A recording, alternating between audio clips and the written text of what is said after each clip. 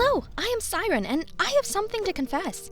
I've been keeping tabs on my sister as of late. I'm not some weirdo or creep or something cringe like that. I'm doing it for a good reason, alright? But before we get into that, remember to like this video and subscribe. Now, where were we? Oh, right. Yes, my sister. Yes, you heard me right earlier. I've been stalking her, okay? But bear with me, alright? I do have a good reason. She's just been acting hella sus lately. I mean, a lot more than usual.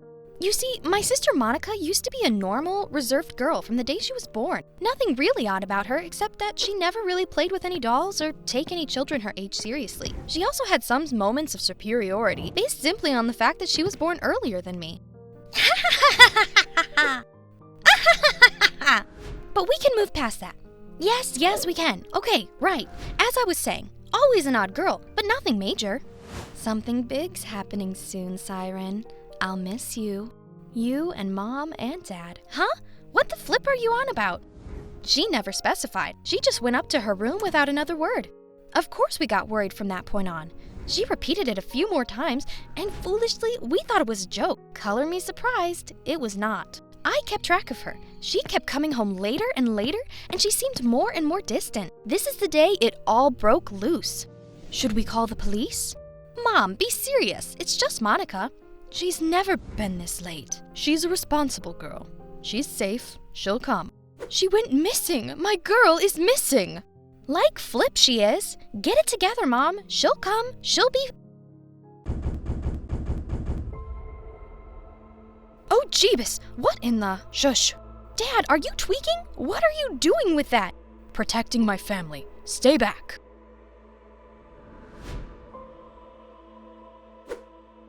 What is it? Seren, I told you to stay back. Womp womp. Just tell me who it is. I don't know. I can't see a damn thing. I'll open the door. What the flip? Are you nuts? Don't do that. It's dangerous.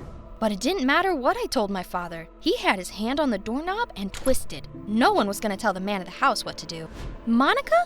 What's going on? Are you getting exorcised? She didn't respond to my initial calls. Monica, get up! I went to touch her on the shoulder. As soon as I did, her eyes rolled back into their slots. Seren, what's up? Why are you holding on to me? What do you mean, what's up? Are you out of your flipping mind? You were just sitting there humming to yourself. I don't know what you're talking about. She stood up and brushed me off as if I was the one that was crazy. After that, she just pushed past us and left up to her room. Father was shaking like a dog now too, so I helped him into the kitchen, sat him down beside Mother. Their shock was too much to deal with, so I just left up to my room. I have to go. I have to speak to her. She's giving me the heebie-jeebies. I can't keep it like this. All right, I'm going in. I could hear someone talking. It didn't sound like Monica was alone. Monica! I realized as soon as I opened my mouth that maybe I shouldn't have. The real problem came the moment I peered into the room. What I saw in there made my bones shiver. A hooded figure stood hunched at her window, leaning out as if wanting to jump. As if that was not enough, another figure, similar to the first, appeared on the other side of the window. It carried a large tank full of red liquid in its hands, passing it on to the person inside. Then it was carried into the center of Monica's room and placed down. As the figure hunched over, I saw a strand of blonde hair. Monica's hair. No shot! What in the flippity is she doing cosplaying? Does she think she is part of the Akatsuki or something? Gee, next. Soon. What in tarnation is going on? I wanted to hear. I wanted to call out to her, but I also wanted to see where they were going to take it. So I waited. Another tank was passed onto Monica. This one contained rocks and earth. She struggled with it as she placed it besides the other. Then she got a third. This one appeared to be the last, as the figure outside the window just stood and waited for Monica to be done placing it besides the others. Jeannie Mac! The tank was full of insects, some alive, some dead. There were spiders, centipedes, crickets, and cockroaches skittering all around over each other. Are you ready, fellow Harbinger? The end is near. We have prepared for this. We are ready. I am ready. I shall proceed with the initiating ritual. You shall begin. I will await with the others at the center of the world. Hurry. The end will not wait for you. You cannot miss it. I will not. The end will come, as will I. Shall it come quickly? The hooded figure then vanished out of sight. I was getting filled with creeps. Monica then turned around and started picking up the tanks. May the earth of the world crumble and break. May the blood of the earth feed thy coming. No.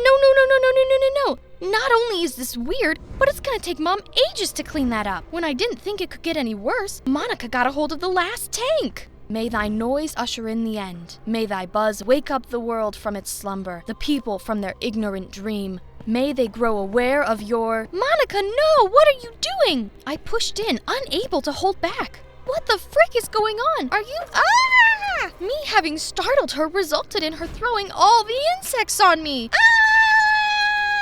The end is nigh. The end is nigh. Screw your end. Get these things off me, Monica. Ah! It took me a while to get the insects off me. I probably woke Mom and Dad up, but that didn't matter. I had to go after her. Believe it or not, I jumped out of the window, onto the roof, and then down into some bush. The hooded figure said they were going to the center of the world. Considering they probably didn't invent some breakneck technology, it could have only meant the center of town. I ran there right away. Running is not something I like doing, I'll tell you that much. But that aside, Monica was nowhere. I looked around from building to building. Nothing. Yet, just then, another bang shook me. I turned towards it. Fire was rising from the center of the park, covered by trees. I paced there as quickly as I could.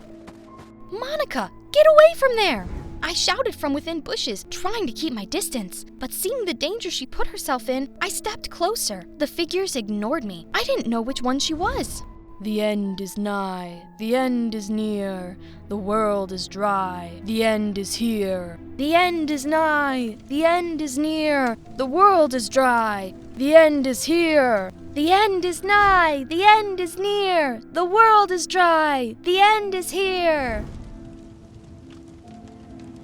Crap, Monica, you're gonna get scorched. Get back. None of them seemed to care. They embraced it. They kept chanting and swinging. I shouted her name over and over, trying to find which one she was as I got closer. I pulled their hoods down, one after the other, until I found her. Monica, come on! Let's get out of here! Monica, please! Darn it, let go! Instead of letting go, the hands grabbed at me and yoinked me into the group. Holy moly, let me go! Stop! Damn it, stop! Stop! I was forced to swing back and forth with them, the flames biting at my legs. Darn it, Monica! What are we doing here? Summoning Cthulhu? But Monica didn't listen to me. Her eyes were rolled into the back of her head. The fire grew and grew. I could feel it on my face. This is how I go. Someone delete my search history.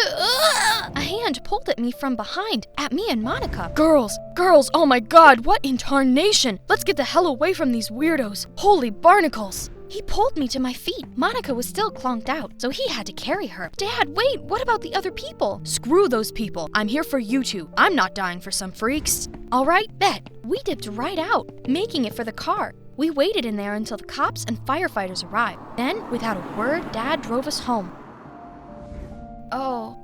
It's okay. There's no need. There's nothing really to be explained. Is there not? Actually, maybe just how you ended up joining a flipping cult? Ouch! Watch it. Whatever. Forget it. I'm glad you're safe. My sister smiled at me then. I could tell it was a dark and twisted smile. One not her own, but I couldn't do anything about it. It put me on edge.